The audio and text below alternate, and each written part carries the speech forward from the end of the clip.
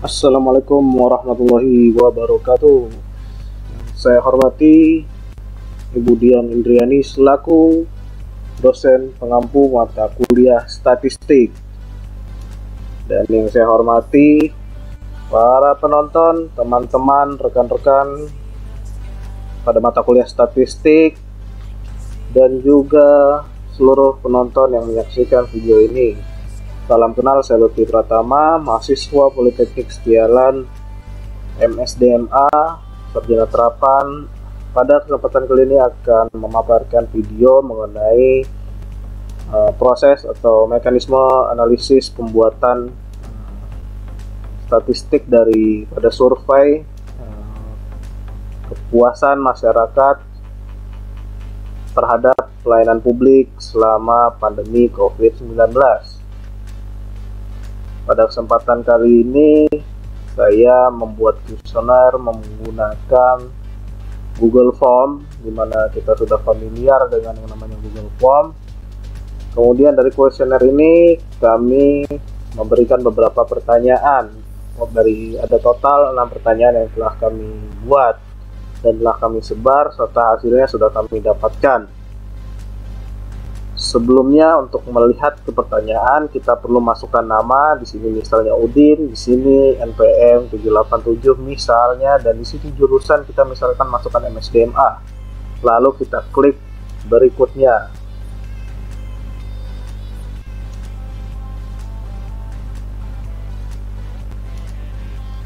Selanjutnya pada halaman pertanyaan di sini, sebelumnya di atas kita tuliskan ada maksud dari penilaian, yaitu poin 1, 2, 3, dan 4. Di poin 4 ini artinya sangat baik, poin 3 ini artinya baik, poin 2 ini artinya kurang baik, dan poin 1 artinya tidak baik. Untuk mengisinya kita bisa klik saja bulatan-bulatan ini sesuai dengan apa yang kita dapatkan dalam pelayanan publik semasa pandemi COVID-19. Selanjutnya kita klik berikutnya. Ini juga ada pertanyaan mengenai pelayanan publik. Sebelumnya itu pertanyaan mengenai,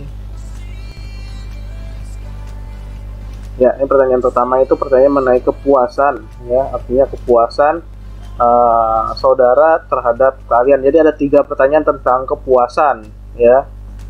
Setelah itu ada 3 pertanyaan lagi di pertanyaan berikutnya, yaitu pertanyaan tentang memberikan pelayanan. Apa dalam memberikan pelayanan itu kinerjanya bagaimana si pelayan publik ini? Ada 3 pertanyaan tentang itu. Ya, semuanya jadi total ada 6 pertanyaan, ini diisi di bulat-bulatin aja.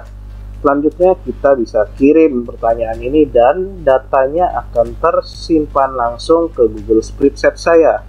Sebelumnya data dari Google Spreadsheet itu telah saya komparasikan, telah saya masukkan ke dalam yang namanya Microsoft Excel.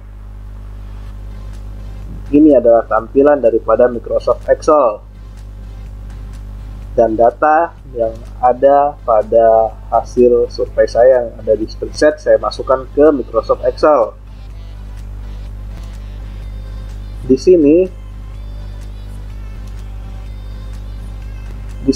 ada X dan Y. Sebelumnya ada di atas ini ada X1, X2, X3, Y1, Y2, Y3.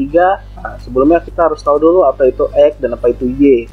Jadi X itu adalah pertanyaan tentang pelayanan, sementara Y itu pertanyaan tentang kepuasan. Tadi ada 3 pertanyaan tentang pelayanan, kita anggap sebagai X, dan ada 3 pertanyaan tentang kepuasan, kita anggap sebagai Y. Untuk mencari total, kita bisa lakukan secara manual dengan cara menjumlahkan X1, X2, dan X3. Kita bisa jumlahkan secara manual, maka didapat 7, atau kita bisa juga menggunakan rumus yang namanya rumus sum. Ya, ini rumusnya. Yang saya copy paste di atas. Dan rumus sum, kita bisa gunakan rumus itu, kemudian kita akan dapat hasilnya berapa. Seperti itu.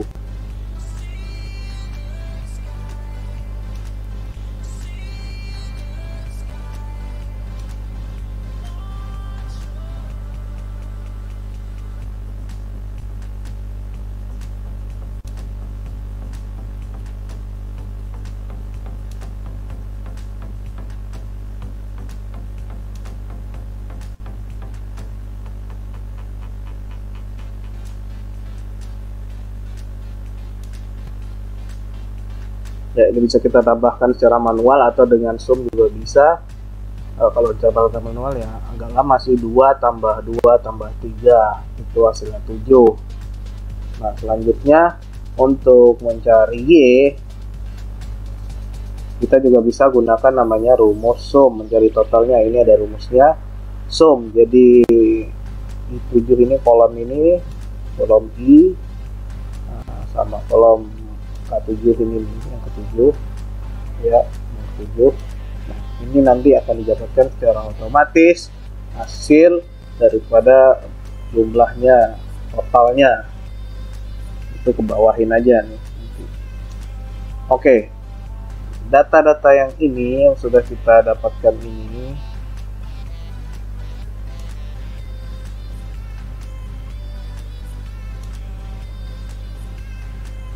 data-data yang sudah kita dapatkan ini, baik data X dan Y-nya,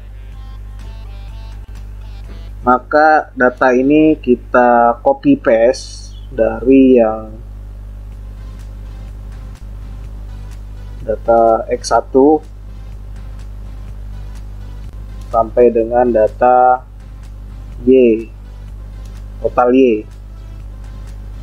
Nah, ini di sini kita copy paste aja semua ya, hasil daripada surveinya. Lalu setelah itu kita copy paste, kita klik, habis itu kita masuk ke halaman atau aplikasi SPSS.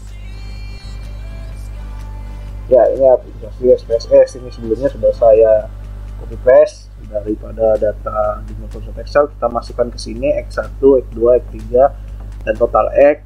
Nah, sehingga nanti didapat tampilan seperti demikian. Selanjutnya, untuk menganalisisnya, pertama kita akan analisis correlate bivariate. Untuk caranya bagaimana? Correlate bivariate itu caranya kita masuk ke menu analisis. Analis tulisannya di atas nih, perhatikan kursor. Lalu setelah itu kita cari correlate. Di sini ada muncul 3 pilihan lagi, ada bivariate, vertical, ada distance. Kita pilih bivariate. Kita klik saja langsung. Nah, akan muncul data X1, X2, X3, total X, Y1, Y2, Y3, total Y, dan data itu kita pindah ke sini dengan cara mengklik ikon panah. Setelah itu kita langsung OK, sehingga muncul hasil seperti demikian dengan judul correlation. Nah, data X1 sampai dengan data Y3 sama totalnya itu sudah terbentuk seperti kolom-kolom demikian. Untuk menganalisisnya bagaimana? Jadi kalau hasilnya itu di bawah, hasil daripada datanya itu di bawah 0,5, di bawah 0,05 itu berarti valid ya. Lalu bagaimana melihatnya? Ya, melihatnya seperti ini. Ini ada data X1, X2, X3. Ini ada total. Ini ada total dari X1 itu 383, berarti di atas 0,05. Berarti tidak valid. Sementara X2 juga sama, ini 827 di atas 0,05, berarti tidak valid. X3 juga sama, 784, berarti tidak valid karena di atas 0,05. Lalu kita masuk ke totalnya juga sama, tidak valid juga. Lalu kita masuk ke Y1. Y1 ternyata didapat 0000 ya, artinya di bawah 0,05, artinya Y1 valid. Bagaimana dengan Y2? Y2 juga sama, 000, artinya valid. Dan Y3 0002 di bawah 0,05 juga, artinya valid. Dan totalnya juga sama. Nah, yang didapatkan berarti data X itu tidak valid, sementara data Y itu valid. Nah, untuk menganalisisnya itu kita masuk lagi ke analisis berikutnya, namanya analisis scale. Kita masuk lagi ke datanya yang tadi. Nah, di sini sudah muncul kembali data seperti tampilan awalnya. Langsung kita ke menu analis. Di sini kita pilih scale. Setelah itu akan muncul beberapa pilihan, ada 4 pilihan, ada reliability dan lain-lain. Kita pilih reliability analysis, kita langsung klik saja dan didapat hasil demikian: X1, X2, X3, total X, total Y. Sementara data Y kena valid, maka kita pindahkan ke sini.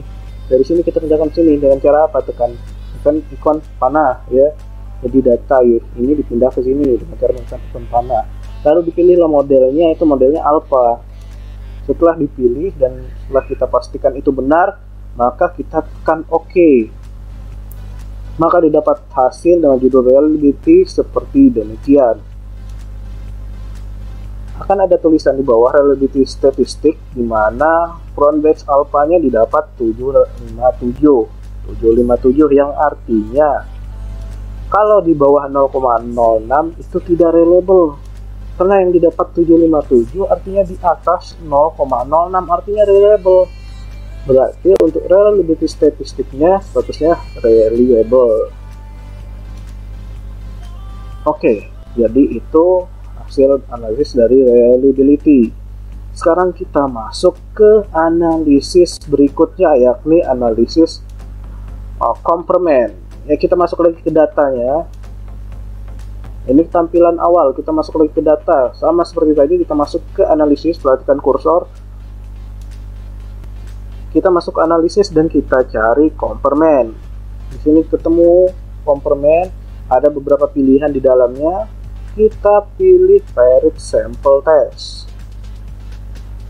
Paired sample test, kita klik dan muncul tampilan seperti demikian. Ada X1, X2, X3, ada total X, Y1, Y2, Y3, dan total Y. Di sini bisa kita pindahkan total X-nya dan total Y-nya ke dalam sini dengan cara menekan ikon gambar panah. Setelah itu kita pastikan yang masuk total X dan total Y, maka kita tekan saja langsung OK. Maka didapat hasil demikian. T-test, paired sample statistic, paired sample correlation-nya didapat hasil 486. Artinya apa? Kalau di bawah 0,05 berarti ada pengaruh variable. Nah, sementara ini didapat hasilnya 486. Artinya tidak ada pengaruh variabel di dalamnya karena di bawah 0,05 hasil seek-nya.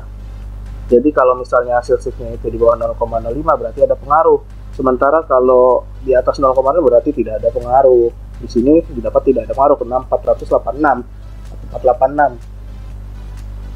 Selanjutnya ada paired sample test. Di sini didapat juga nih seek to tail-nya. Ini saya tidak tahu bacanya betul atau salah ya, tapi tulisannya seek to tail.